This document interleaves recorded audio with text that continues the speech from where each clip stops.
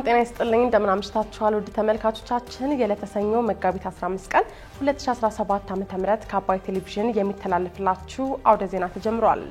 በምሽቱ የዜና ወጃችንን በርካታ ዘገባዎችን ወደ እናንተ እናደርሳለን። የቢዝነስና የምጣኔ ሀብት ዘገባችንም ሰዓቱን ጠብቆ ወደ እናንተ የሚቀርብ ይሆናል። ዜናውን እየመራው ሀና ፍስሐ ከእናንተ ጋር ቆይታ አድርጋለሁ። አብራችሁን ቆዩ።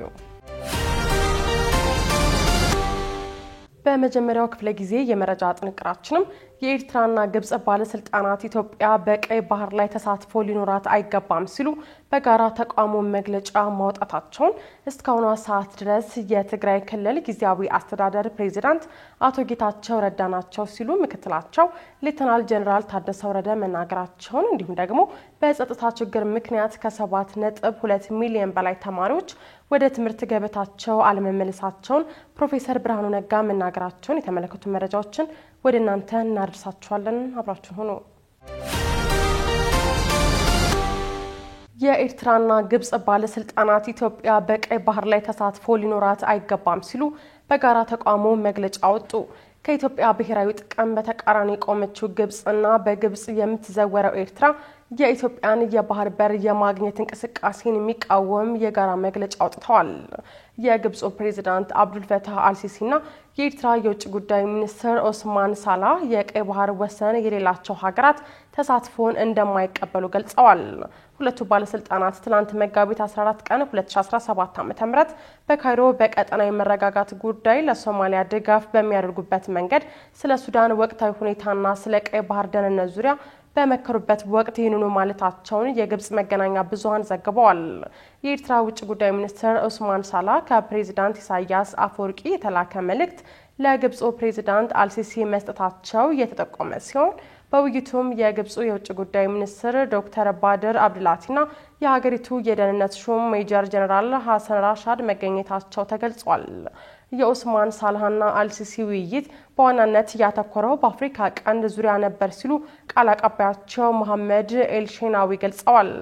ቀይ ባህርን መጠበቅና ማስተዳደር በዋናነት የባህሩ ድንበር ተጋሪ ሀገራት ተግባር እንዲሆን መሪዎቹ የመከሩበት ሌላኛው ጉዳይ መሆኑ የተጠቆመ ሲሆን የቀይ ባህር ወሰን የሌላቸው ሀገራት ተሳትፎን እንደማይቀበሉ መግለጻቸውን የግብጽ ፕሬዝዳንት ቃል አቀባይ መናገራቸውንም ዘገባዎቹ አካተዋል። ይህ የኤርትራ የውጭ ጉዳይ ሚኒስትር የተመራው የግብጽ ጉዞም በቅርቡ የኤርትራ ባለስልጣናት የሚያደርጉት ጉዞ አካል መሆኑ እየተጠቀሰ ይገኛል። ኤርትራ ከቅርብ ጊዜያት ወዲህ የባለስልጣናቷ ጉዞና የምታወጣቸው መግለጫ እየጨመረ የመጣ ሲሆን በቅርቡ ሀገሪቷ ባወጣችው መግለጫ ሀያላን ሀገራት ዓለም አቀፍ ሕጎችንና ፍትህን ከማስፈን ይልቅ የኤርትራን ሉዓላዊነት በማዳከምና በቀጠናው ወረራን በማበረታታት ላይ ያተኩራሉ በማለት ከሷል። እስካሁኗ ሰዓት ድረስ የትግራይ ክልል ጊዜያዊ አስተዳደር ፕሬዝዳንት አቶ ጌታቸው ረዳ ናቸው ሲሉ ምክትላቸው ሌተናል ጄኔራል ታደሰ ወረደ ተናገሩ። በአሁኑ ባለው የትግራይ ክልል ቀውስ አሸናፊም ሆነ ተሸናፊ የለም ሲሉ የትግራይ ጊዜያዊ አስተዳደር ምክትል ፕሬዝዳንት ሌተናል ጄኔራል ታደሰ ወረደ ተናግረዋል። እስካሁኗ ሰዓት ድረስ የትግራይ ክልል ጊዜያዊ አስተዳደር ፕሬዝዳንት አቶ ጌታቸው ረዳ ናቸው ያሉት ሌተናል ጄኔራሉ የሚጠበቅ ማስተካከያ ቢኖርም እኔ እስካሁኗ ደቂቃ ድረስ ፕሬዝዳንት አድርጎ የሾመኝ የለም ሲሉ ተናግረዋል። በውስጣችን ያሉትን ችግሮች በአንድነት መንፈስ ለመፍታት የሚያስችል እድል ከተፈጠረ ኃላፊነቱ ያለ መቀበል ፍላጎት የለኝም ያሉት ሌተናል ጄኔራል ታደሰ በራው ሾው ለተባለ የዩቲዩብ ሚዲያ በሰጡት ቃለ መጠይቅ የክልሉን ወቅታዊ ጉዳዮች አንስተዋል። ለውጥ መቀበል የግድ ነው፣ ተወደደም ተጠላም በቆየው የፖለቲካ አካሄድ መሄድ አይቻልም ያሉት ታደሰ ወረደ ታሪክ ዛሬ ስላልሆነ ዛሬ ላይ የሚጠበቅብንን መስራት አለብን ሲሉ ተደምጠዋል። የትግራይ ችግር የተከማቸ ነው፣ ከህወሓት መከፋፈል በፊትም የነበረ ነው ያሉት ሌተናል ጄኔራሉ ለሁለት የተከፈሉት የህወሓት ቡድኖች ላለመስማማት የተስማሙ መሆናቸው አሁን ያለውን የትግራይ ፖለቲካ እጅግ የተወሳሰበ እንዲሆን አድርጎታል ብለዋል። የሁለቱ ቡድኖች የከረረ መከፋፈል ወደ ለየለት አደጋ እንዳያድግም የጸጥታ ኃይሉ ሚናውን ለመወጣት ሞክሯል ያሉት ምክትል ፕሬዝዳንቱ ሁለቱ ቡድኖችን ፊት ለፊት ተቀምጠው እንዲወያዩ የተደረገው ጥረት እስካሁን አለመሳካቱን ጠቅሰዋል። የአሁኑ መከፋፈል ከ93 ዓመተ ምህረት መከፋፈል የከፋ ነው ያሉት ሌተናል ጄኔራሉ ሁለት ልዩነት የፈጠሩ ቡድኖች በመንግስት የስራ ኃላፊነት ላይ የነበሩ በመሆናቸው ችግሩን አባብሶታል ብለዋል። የቡድኖቹ መከፋፈል ምሁሩን፣ ፖሊሱን፣ የፖለቲካ ኤሊቱን ሌላው እንደተከፋፈለ ሁሉ የጸጥታ ኃይሉም እንዲከፋፈል ሰለባ አድርጓል ሲሉም ጠቅሰዋል። የውስጣችንን ችግር በሰላማዊ መንገድ ይፈታል የሚል እምነት አለኝ ያሉት አመራሩ ከዚህ በመነሳትም በውስጣችን የእርስ በርስ ጦርነት ይካሄዳል የሚል እሳቤ አልቀበልም ብለዋል። በኢትዮጵያና በኤርትራ መካከል የሚታየውን መሳሳብ ወደ ጦርነት እንዳያመራ እንደ ትግራይ የበኩላችንን ጥረት ማድረግ ይጠበቅብናል ሲሉም አክለዋል።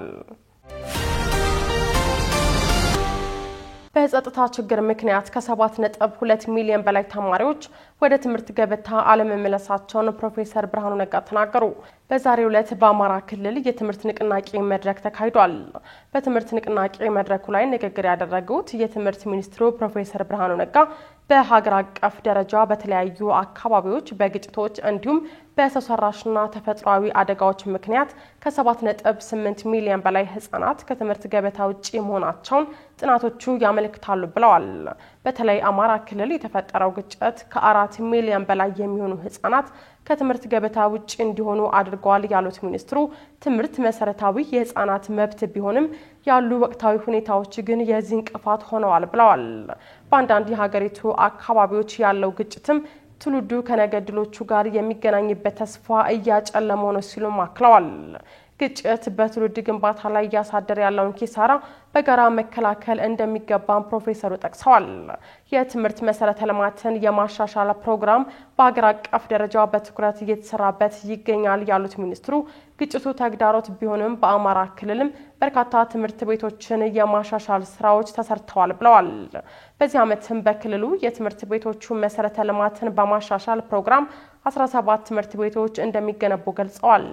የአማራ ክልል ርዕሰ መስተዳደር አረጋ ከበደ በበኩላቸው ግጭቱ በትምህርት ዘርፉ የትውልድ ግንባታ ላይ የሚያሳድረውን ተጽዕኖ አሳሳቢነት ገልጸው ዘርፉን ወደ ነበረበት ለመመለስም የትምህርት ማህበረሰቡ፣ የወላጆች፣ የአመራሩና በአጠቃላይ የህብረተሰቡ ርብርብና ንቁ ተሳትፎ ይጠይቃል ሲሉ መናገራቸውን ብሔራዊ ቴሌቪዥን ጣቢያ ዘግቧል። የተወዳጁ ተመልካቾቻችን እየተከታተላችሁት ያላችሁት ከአባይ ቴሌቪዥን ያውደ ዜና የመረጃ ሰዓታችን ቀጥሏል። በበርበራና በአዲስ አበባ መካከል ቀጥታ በረራ በቅርቡ እንደሚጀመር መጠቆሙን በማይጨው ችቡድ ፋብሪካ ባጋጠመ የእሳት አደጋ የ3 ሰዎች ህይወት ሲያልፍ በሚሊዮን ብር የሚገመት ንብረት መውደሙንና ሌሎች የውጭ ዜናዎችን እያስበለጠ ይዟል። ተከታትለን እንመለስ። በማይጨው ችፑድ ፋብሪካ ባጋጠመ የእሳት አደጋ የ3 ሰዎች ህይወት ሲያልፍ በሚሊዮን ብር የሚገመት ንብረት ወደመ። ዛሬ ሰኞ መጋቢት 15 ቀን 2017 ዓ.ም ጠዋት በትግራይ ደቡባዊ ዞን ማይጨው ከተማ በሚገኝ ችፑድ ፋብሪካ ባጋጠመ የእሳት አደጋ የ3 ሰዎች ህይወት ሲያልፍ በሚሊዮን ብር የሚገመት ንብረት ወድሟል። የእሳት ቃጠሎ አደጋው የተነሳው በፋብሪካ የምርት ክፍል መሆኑ የተጠቆመ ሲሆን የአደጋው መነሻ ምክንያት ገና አልታወቀም ተብሏል። ይህ መረጃ እስከተጠናቀረበት ሰዓት ድረስም የ3 ሰዎች ህይወት ሲያልፍ አንድ ሰው ደግሞ በጽኑ ህመም ላይ ይገኛል ነው የተባለው። ሌሎች አካላዊ ጉዳት የደረሰባቸው ወደ ጤና ማዕከላት እንደተወሰዱም ተነግሯል። የተነሳው ቃጠሎ በፋብሪካው ማሽነሪዎችና ህንጻ ላይ በሚሊዮን ብሮች የሚገመት ውድመት ማድረሱ ተሰምቷል። ዛሬ ረፋድ የተከሰተው የእሳት ቃጠሎ በሰው ኃይልና በማሽነሪ ተደግፎ በቁጥጥር ስር ውሏል ተብሏል።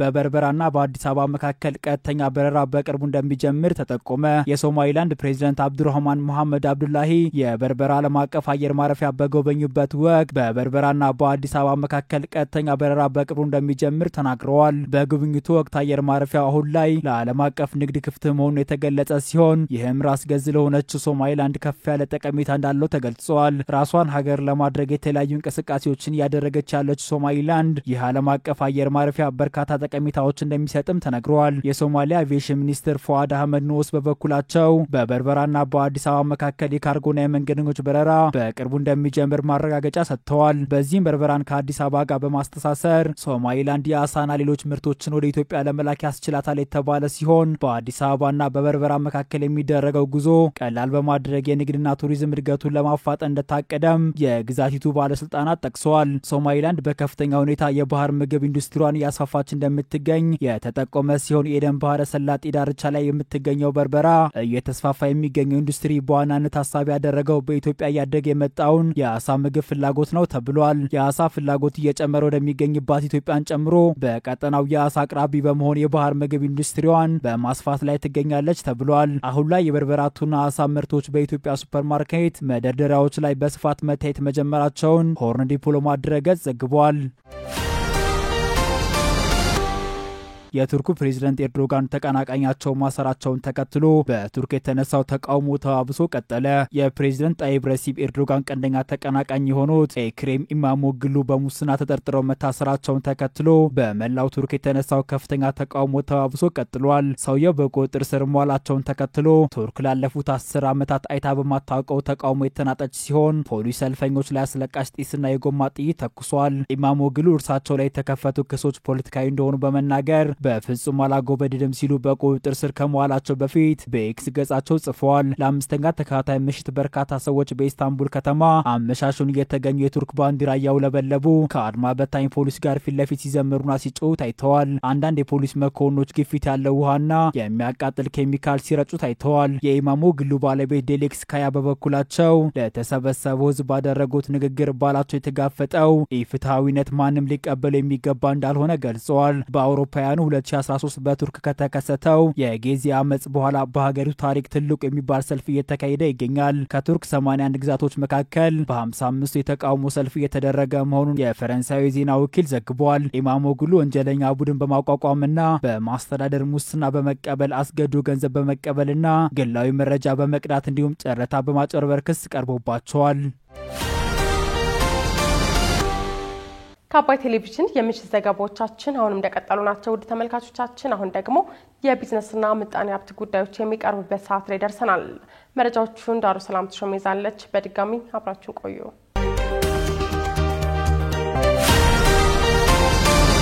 በኃይል መቋረጥ ምክንያት ስራ አቋርጦ የነበረው የመንገደኞችና የጭነት ባቡር ትራንስፖርት አገልግሎት መስጠት ጀመረ። በአፋር ክልል አዋሽ 7 ኪሎ አካባቢ በከፍተኛ የኃይል ተሸካሚ ምሰሶች ላይ ባጋጠመ ጉዳት ኃይል በመቋረጡ የኢትዮ ጅቡቲ ምድር ባቡር ካለፈው ሮብ ከሌሊቱ 6 ሰዓት ጀምሮ የመንገደኞችና የጭነት ባቡር ትራንስፖርት አገልግሎት አቋርጦ እንደነበር ይታወቃል። በኃይል ማቋረጥ ምክንያት ከአዋሽ እስከ ጅቡቲ ያሉት ጣቢያዎች ኃይል ማግኘትም አልቻሉም ነበር። በመሆኑ በምስራቅ ኢትዮጵያ ተቋርጦ የቆየውን ኃይል መልሶ ማገናኘት መቻሉን በኢትዮጵያ ኤሌክትሪክ ኃይል የማዕከላዊ 2 ሪጅን አስታውቋል። ትላንት ምሽት 2 ሰዓት ከ19 ላይ የወደቁትን ታወሮች መልሶ የመትከልና የተበጠሰውን የኃይል ማስተላለፊያ የማገናኘት ስራ ተጠናቆ በአንደኛው ሰርኪዩት የተቋረጠው ኃይል ማግኘት መቻሉን የኢትዮጵያ ኤሌክትሪክ ኃይል ኮሚኒኬሽን በማህበራዊ ትስስር ገጹ አስታውቋል። የኃይል አቅርቦቱ መመለሱን ተከትሎም የተለመደውን መደበኛ አገልግሎት መስጠት መጀመሩን የኢትዮ ጅቡቲ ባቡር ትራንስፖርት አስታውቋል። የኢትዮጵያ ኤሌክትሪክ ኃይል በበኩሉ በአፋር ክልል አዋሽ 7 ኪሎ ከተማ አቅራቢያ ከቆቃ ወደ ሁርሶ በተዘረጋው የከፍተኛ ኃይል ማስተላለፊያ መስመር በ3 የኃይል ተሸካሚ የብረት ምሰሶች ላይ ስርቆት በመፈጸሙ ድሬዳዋ፣ ሐረርና ጅጅጋን ጨምሮ በምስራቅ ኢትዮጵያ በሚገኙ ከተሞች ኃይል መቋረጡንም አስታውቆ ነበር።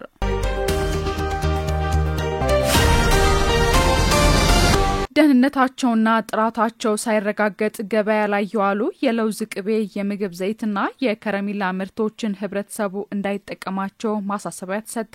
የሀገሪቱን አስገዳጅ ብሔራዊና የገላጭ ጽሑፍ ደረጃ ሳያሟሉ በተጨማሪም ደህንነታቸውና ጥራታቸው ሳይረጋገጥ ገበያ ላይ የዋሉ የለውዝ ቅቤ፣ የምግብ ዘይትና የከረሚላ ምርቶችን ህብረተሰቡ እንዳይጠቀማቸው የኢትዮጵያ ምግብና መድኃኒት ባለስልጣን አሳስቧል። ባለስልጣኑ በገበያ ቅኝት ወቅት የተገኙት ምርቶች CES 7/2017 እና የኢትዮጵያ አስገዳጅ ደረጃ ያላሟሉና የደረጃ ምልክት ያለጠፉ ስለምርቱ የተለጠፉ ወይም የተጻፉ የምርት ገላጭ ጽሑፍ አስገዳጅ ደረጃ CES 73/2013 አላሟሉም ብለዋል። በገበያ ቅኝት ወቅት የተገዙ የለውዝ ቅቤ ምርቶች ማዛ የለውዝ ቅቤ፣ አያልነህ፣ አደይ፣ አፍያ፣ ስካይና ያሚ የለውዝ ቅቤ ምርቶችን ህብረተሰቡ እንዳይጠቀማቸው አሳስቧል። ከምግብ ዘይት ምርቶች ደግሞ ውሃ የተጣራ የምግብ ዘይት፣ ኤርሚያስ፣ እፎይ፣ እናት፣ ፍትህ፣ ጣራ፣ ዝናሽ፣ አስሊ፣ ዛራ፣ ሞያና እፎይታ ንጹህ የምግብ ዘይትን ህብረተሰቡ እንዳይጠቀማቸው ማሳሰቢያ ተሰጥቷል። በተጨማሪም 10 የተለያዩ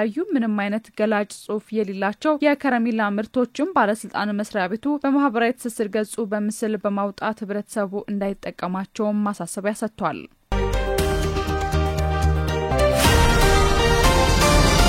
ከትላንት ምሽት 12 ሰዓት ጀምሮ የነዳጅ ምርቶች ላይ የዋጋ ጭማሪ ተደረገ። የኢፌዴሪ ንግድና ቀጠናዊ ትስስር ሚኒስቴር ትላንት ለነዳጅ አቅራቢ ድርጅቶች ባሰራጨው ሰርኩላር ከትላንት መጋቢት 14 2017 ዓ.ም ምሽት 12 ሰዓት ጀምሮ የነዳጅ ምርቶች ላይ የዋጋ ጭማሪ ተደርጓል። በዚህም መሰረት 1 ሊትር ቤንዚን 112 ብር ከ67 ሳንቲም፣ 1 ሊትር ነጭ ናፍጣ 107 ብር ከ93 ሳንቲም፣ 1 ሊትር ኬሮሲን 107 ብር ከ93 ሳንቲም መሆኑ ተገልጿል። እንዲሁም የአውሮፕላን ነዳጅ 113 ብር ከ20 ሳንቲም፣ 1 ሊትር ከባድ ጥቁር ናፍጣ 106 ብር ከ75 ሳንቲም፣ 1 ሊትር ቀላል ጥቁር ናፍጣ 109 ብር ከ22 ሳንቲም ገብቷል። የነዳጅና ኢነርጂ ባለስልጣን ዋና ዳይሬክተር ወይዘሮ ሳህረላ አብዱላሂ ጨምረውም ከትላንት 12 መደረጉን አረጋግጠዋል። የነዳጅና ኢነርጂ ባለስልጣን ዋና ዳይሬክተር ወይዘሮ ሳህረላ አብዱላሂ ጭማሪው ከትላንት 12 ሰዓት ጀምሮ መደረጉን አረጋግጠዋል። መነሻው መስከረም ወር 2017 ዓ.ም በተገለጸው መሰረት በየ3 ወሩ የሚደረገው የዋጋ ማሻሻያ አካል ነው ብለዋል። መጨመር ከነበረበት አጠቃላይ 10% አካባቢ ነው የተጨመረው። ከ101 ብር እንግዲህ ጭማሪውን ስናየው ወደ 10 ብር ነው የሚሆነው ሲሉ ዋና ዳይሬክተሯ ለቲግቫ ተናግረዋል። ጭማሪው የተደረገው ሪፎርሙን ተከትሎ ታርጌት እያደረገ ነው። በተለይ ቤንዚን፣ ኬሮሲንና ነጭ ናፍጣ የድጎማ ስርዓቱ ውስጥ አሁንም ያሉ ናቸው። ቀላል ጥቁር ናፍጣ፣ ከባድ ጥቁር ናፍጣ ከአምና ጀምሮ በገበያ ዋጋ እየተወሰኑ የመጡ ኮሞዲቲዎች ናቸው ብለዋል። የአውሮፕላን ነዳጅ ደግሞ ከባለፉት 3 ወር ጀምሮ በዓለም የገበያ ዋጋ እየተመራም ይገኛል። ስትከታተሉት የነበረው የለተሰኞ መጋቢት 15 ቀን 2017 ዓ.ም የምሽቱ መረጃችን ይህንን ይመስል ነበር። አብራችሁን ስለነበራችሁ ከልብ እያመሰገን በያላችሁበት መልካም ምሽት